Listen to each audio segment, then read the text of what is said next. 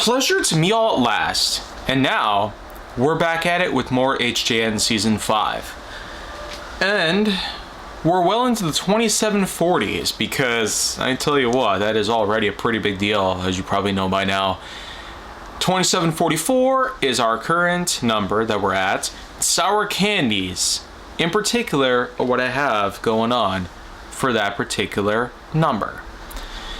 So why don't we go on ahead and talk a bit about sour candies here, alright? So, sour candies were at first the unique depiction of making candies taste a little more flavorful by adding a good amount of citric acid.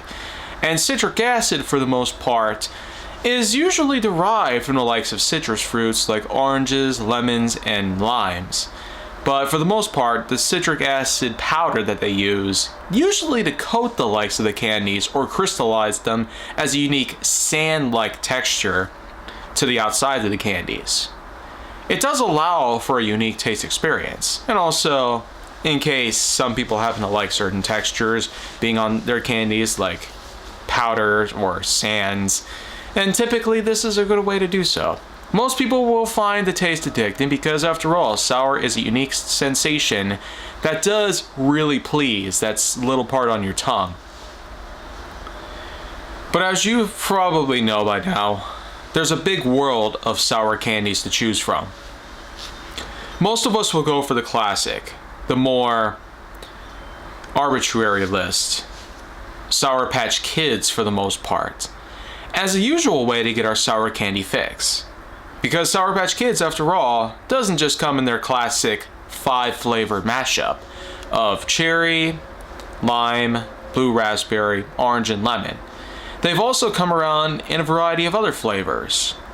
They've also gone off branching out a bit and creating their own lineup of other Sour Patch related things. There's the Sour Patch Fruit series, which includes Sour Patch Watermelons, which are usually the most common that people would get. There's also Sour Peach, Sour Grape, Sour Strawberry, and some others here and there. There was also a good variety of limited products as well as some rare products that you can't really get anymore. Mostly because they were holiday or seasonal only, or other reasons.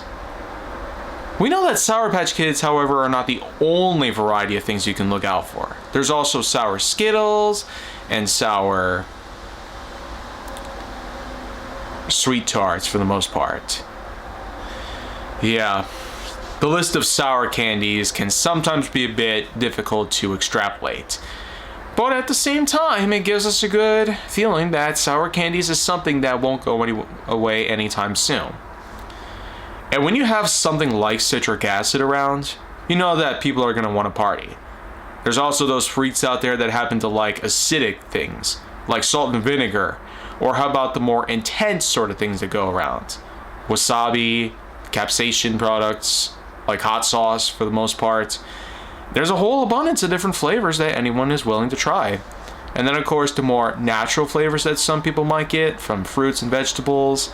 Sometimes it's not perfectly replicated in the most natural way, usually relying on artificial techniques, sweeteners, syrups, sugars, and other times such additives, and few chemicals here and there.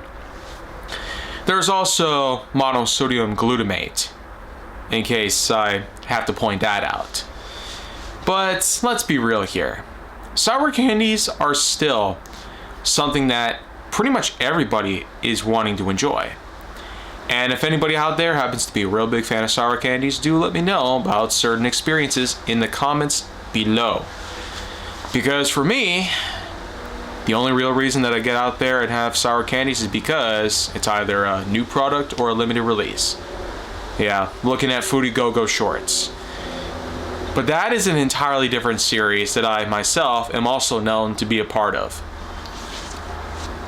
Other than that, there's not much else for me to say here. So I'll see you guys in the next installment of HJN Season 5. And as always, make sure to like, subscribe, comment, follow me wherever you can find me, and stay on the Hollywood side for more.